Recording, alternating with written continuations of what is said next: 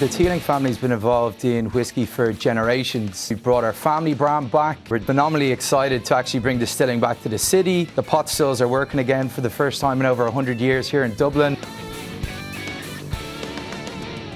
Irish whiskey has grown at 505%. Jack Teeling has been selling Irish whiskey to Americans for 2 decades. We are the leading independent Irish whiskey producer. We're trying to bring a bit of breadth and choice within a category that's been dominated by a smooth, approachable taste profile. Irish whiskey is much more approachable, it's much smoother, it tends to be a little bit softer. So trying to dial up that underlying taste and bring in unique flavours without losing the DNA that people like about Irish whiskey. Some Irish whiskey from Teeling. This I call the Sassy Lassie. Sassy Lassie. We're talking to Stephen Teeling of Teeling's Irish Whiskey. With Irish whiskey, flavours tend to be a little bit more subtle. The wood tends to have a much more consistent maturation.